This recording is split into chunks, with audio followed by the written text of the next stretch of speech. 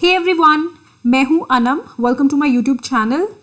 आज की वीडियो में मैं डिस्कस करूंगी क्लास 9 की बुक मोमेंट्स का lesson number 8, a house is not a home.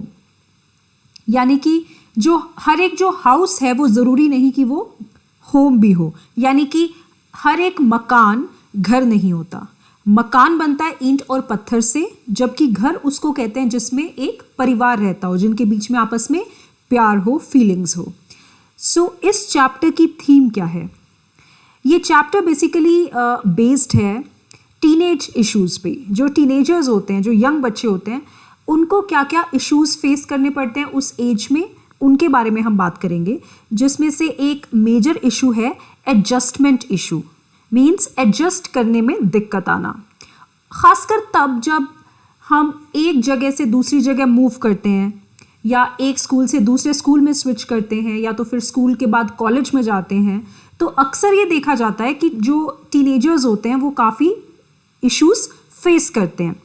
उनके मन में कुछ डर भी होते हैं कि पता नहीं नई जगह पे नए लोग कैसे होंगे, पता नहीं वो मेरे दोस्त बन पाएंगे या नहीं, वो मेरा मजाक तो नहीं उड़ाएंगे, मैं अच्छा दिखता हूँ या नहीं।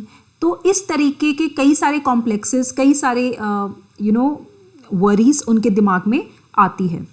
पर क्या कहीं जाने से पहले उस जगह के बारे में अपना एक ओपिनियन बना लेना, अपनी एक राय बना लेना, एक नेगेटिव राय, क्या ये सही है?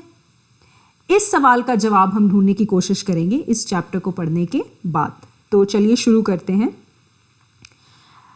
ये जो लेसन है ये किसके बारे में है? ये एक टीनेजर बॉय के बारे में है जिसका नाम था ज़ेन। ज़ेन अपने घर में अपनी मदर के साथ रहता था, और उनकी फैमिली में और कौन था? उनके पास एक कैट थी। So Zen, his mother and their cat. और कोई नहीं था, और उसके फादर जो हैं वो अनफॉर्चुनेटली पहले उनकी डेथ हो चुकी थी। तो बेसिकली वो अपनी मदर और अपनी बिल्ली के साथ अपने घर में रहता था। और उसने अभी अभी कुछ ही दिन पहले एक नए हाई स्कूल में मूव किया है। तो अपना जूनियर स्कूल कंप्लीट करने के बाद उसने एक नए स्कूल में एडमिशन लिया, और वो ऑलरेडी काफ़ी एडजस्टमेंट इश्यूज फेस कर रहा था। उसका मन नहीं लग रहा था नए स्कूल में, उसके दोस्त नहीं थे, और उसके जो बाकी के पुराने स्कूल में जो दोस्त थे वो दूसरे जगह पे पढ़ने चले गए थे, उनको एडमिशन किसी और स्कूल में मिला था।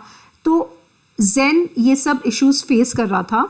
वो अपने फ्रेंड्स, अपने ओल्ड टीचर्स को इतना मिस करता था, अपने पुराने स्कूल को, कि वो अक्सर उन लोगों से मिलने जाता रहता था। और जब वो अपने पुराने टीचर्स को मिलने जाता था और उन्हें बताता था कि उसका मन नए स्कूल में बिल्कुल भी नहीं लग रहा, हाई स्कूल में बिल्कुल नहीं उसका मन लग रहा, तो उसके टीचर्स हमेशा उसको एक पॉजिटिव तरीके से इन चीज़ों को डील करने की सलाह देते थे। वो उसको एनकरेज करते थे कि देखना, कुछ ही दिन में तुम्हारा मन अपने नए स्कूल में इतना लग जाएगा कि तुम हमें भूल जाओगे, तुम हमें मिलने भी नहीं आओगे। सो इस तरीके से वो उसे एक तरह से एनकरेज करते थे।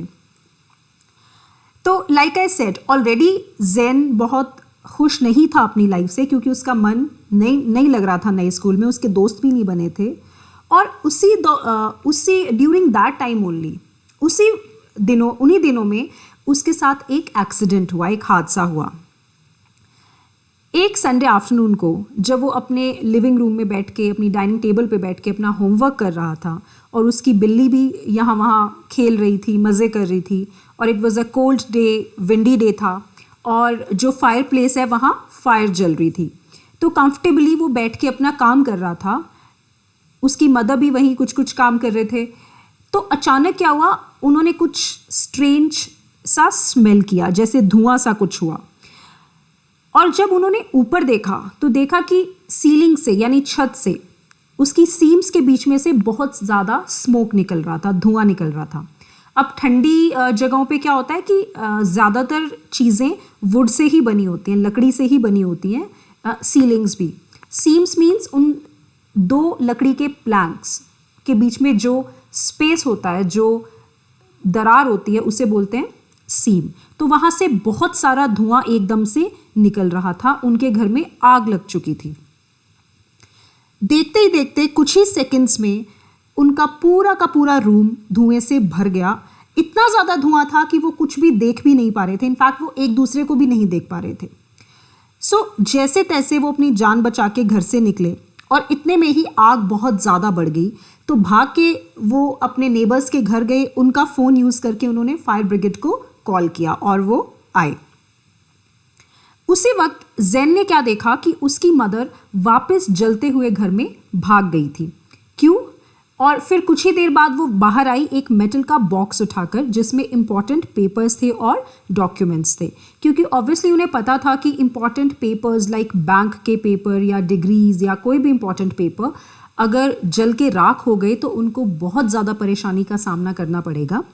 तो अपनी जान एक तरह से जोखिम में डाल के ज़ेन की मदर जलते हुए घर में वापस भाग कर गई और आई एक मेटल का बॉक्स उठाकर, और उन्होंने किसी तरह अपने इंपॉर्टेंट पेपर्स को बचाया। और फिर अचानक से वो जलते हुए घर के अंदर दोबारा भाग गई। क्यों? अब ज़ेन को पता था कि क्यों। जैसे कि मैंने बताया कि उसके फादर की डेथ ऑलरेडी हो चुकी थी, तो वो समझ गया कि मम्मा अंदर क्यों गई हैं।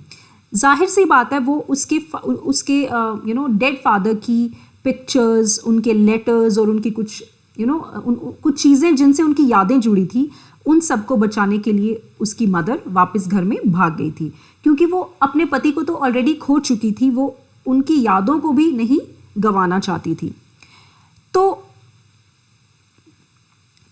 समहाउ फॉर्चुनेटली इतने में फायर ब्रिगेड आ गई और जैसे तैसे उन लोगों ने ज़ेन की मदर को ठीक ठाक बाहर निकाल लिया।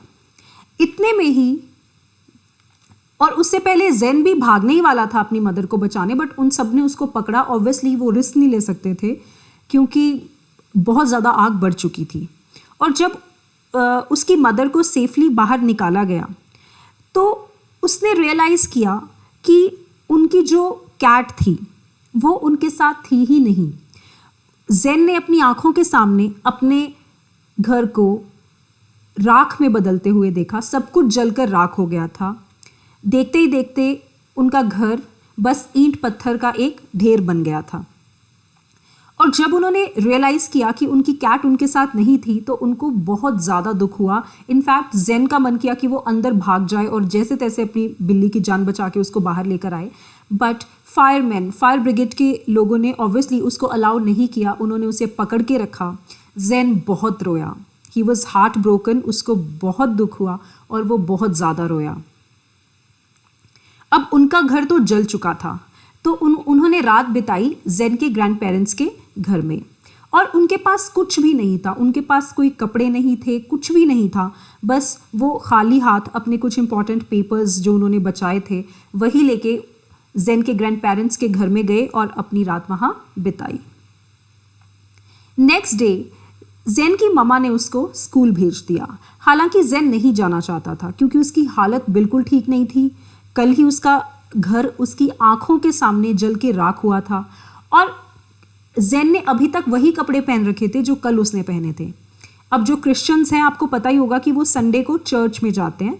तो चर्च में जाने के लिए जो कपड़े ज़ेन ने पहने थे संडे को, और उसके बाद आग लग गई तो वो सेम कपड़े पहन के उसको अपने ग्रैंड पेरेंट्स के घर में आना पड़ा। और नेक्स्ट डे भी उसने वही कपड़े पहने हुए थे, तो वो नहीं जाना चाहता था। ऑब्वियसली इस एज में बच्चों को कॉम्प्लेक्स भी आता है कि सब उसके बारे में क्या बोलेंगे, कि मेरे कपड़े कैसे हैं, मेरे जूते कैसे हैं। तो ये भी एक कारण था कि वो स्कूल नहीं जाना चाहता था। बट उसकी मदर को पता था कि अगर वो स्कूल नहीं गया तो घर पे बैठ के बस वो बहुत उदास रहेगा और बार बार उसी आग के बारे में, उन्हीं सब चीज़ों के बारे में सोचता रहेगा। तो उसकी मम्मा ने ज़बरदस्ती उसको स्कूल भेज दिया। और क्योंकि उसके पास जूते नहीं थे तो उसने अपनी आंटी के जूते पहने और वो स्कूल चला गया, बिना किसी होमवर्क के, बिना किसी बुक्स नोटबुक्स के। इनफैक्ट उसका स्कूल बैग भी आग में जल के राख हो गया था। पर वो अपनी मम्मा को मना नहीं कर सकता था, तो उसको स्कूल जाना ही पड़ा। जब वो स्कूल गया तो वो बहुत ज़्यादा एम्बैरस फील कर रहा था, बहुत ज़्यादा बुरा फील कर रहा था। उसको लगा कि अब उसके सब स्कूलमेट्स उसका मजाक उड़ाएंगे कि इसकी कैसी हालत हुई है, इसने कैसे कपड़े पहने हुए हैं।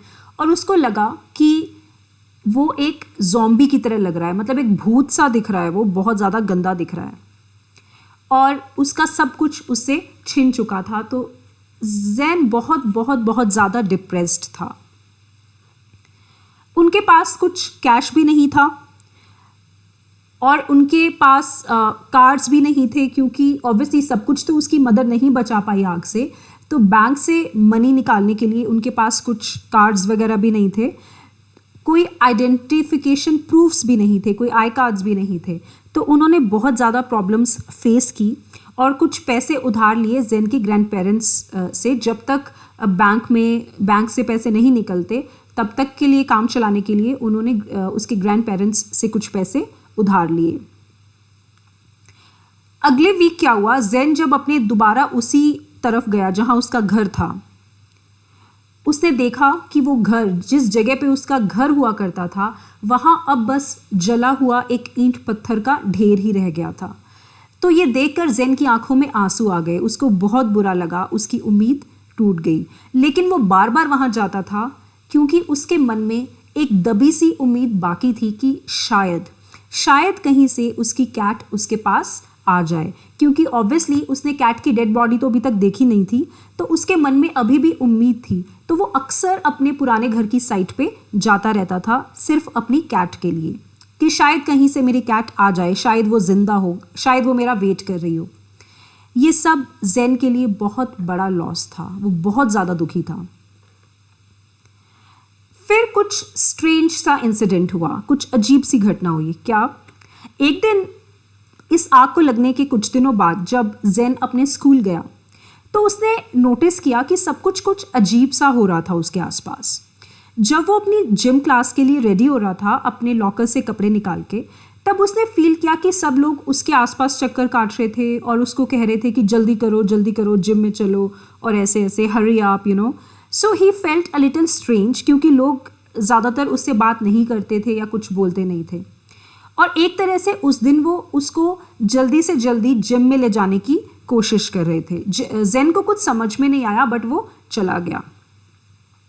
और जब वो जिम में गया तो he couldn't believe what he saw. It was a surprise for him. वो दंग रह गया ये देख के कि वहाँ एक बड़ी सी टेबल पे बहुत सारा सामान था।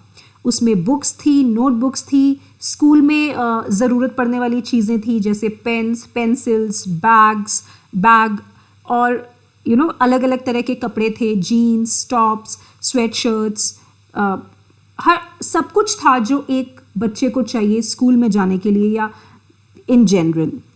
It was like Christmas. जैसे क्रिसमस पे अच्छे अच्छे गिफ्ट्स मिलते हैं, ज़ेन ने ये फीलिंग को डिस्क्राइब किया कि मुझे ऐसा लगा जैसे ये क्रिसमस हो, क्योंकि इतना सारा सामान एक टेबल पे सजा हुआ पड़ा था। वो सब गिफ्ट्स थे और वो ऑब्वियसली आप समझ ही गए होंगे कि वो गिफ्ट्स किसके लिए थे और कौन उनको लाया था। तो ये सब चीज़ें ज़ेन के स्कूल मेट्स को जब पता चला कि ज़ेन के साथ ये एक अनफॉर्चुनेट इंसिडेंट हुआ है, एक हादसा हुआ है, तो उन सब लोगों ने ज़ेन को बिना भनक लगने दिए, उसको बिना बताए, उन सब ने आपस में एक प्लान बनाया और मिलके बहुत सारी चीज़ें खरीदी जो ज़ेन के काम आ सकती थी, और एक तरह से ज़ेन को प्लेजेंटली सरप्राइज कर दिया।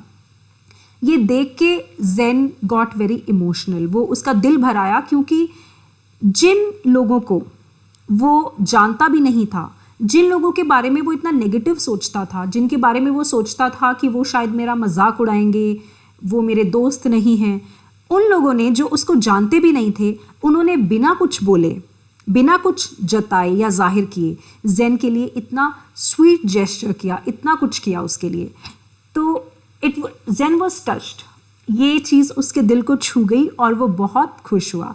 उस दिन उसको बहुत सारे इनविटेशंस भी मिले उन लोगों से अपने घर ज़ेन को बुलाने के लिए, और उसी दिन ज़ेन ने बहुत सारे नए दोस्त बनाए। एक महीने बाद, अब इस इंसिडेंट के एक महीने बाद, ज़ेन अपने घर के पास बैठा था और अपने घर को दोबारा से बनते हुए देख रहा था, और उसके साथ उसके 2 नए दोस्त थे जो अपने नए स्कूल में उसने अपने नए दोस्त बनाए। उसमें से उसके 2 दोस्त उसके साथ थे और वो तीनों बैठे वहाँ उसके घर को फिर से बनते हुए देख रहे थे, और ज़ेन प्लानिंग कर रहा था अपने रूम को सजाने की। इतने में ही क्या हुआ, पीछे से उसको आवाज़ आई कि क्या ये तुम्हारी है? और जैसे ही ज़ेन ने पलट के देखा, उसकी खुशी का ठिकाना नहीं रहा। उसने देखा कि एक वुमन, एक औरत, उसकी बिल्ली को पकड़ के खड़ी थी और जैसे ही उस कैट ने जेन को देखा वो उछल के उसकी गोद में आ गई और जेन ने खुशी से उसे टाइटली हग कर लिया क्योंकि वो बहुत बहुत बहुत ज़्यादा खुश था। आखिरकार उसकी कैट उसे वापस मिल गई। अब हुआ क्या था, इतने दिन तक वो कैट कहाँ थी और क्यों जेन को नहीं मिल सकी? हुआ ये था कि जिस दिन आग लगी तो ऑब्वियसली जो कैट थी वो बहुत ज़्यादा डर गई और उसको पता ही नहीं चला कि वो बहुत दूर भाग गई, इतनी दूर कि उसको वापस आने का रास्ता भी याद नहीं था। और उसको एक अच्छी लेडी ने, एक वुमन ने उसको रेस्क्यू किया, उसे बचाया, उसके घर लेकर गई। पर उसके कैट के गले में एक चीज़ थी जिसमें उनका फ़ोन नंबर लिखा था जेन के घर का। तो उस औरत ने उनको कॉल करने की भी कोशिश की ताकि वो अपनी कैट को वापस लेके जा सकें, बट ऑब्वियसली ये नहीं हो पाया क्योंकि उनका फ़ोन, उनकी टेलीफोन वायर्स वगैरह सब कुछ आग में जल के राख हो चुका था।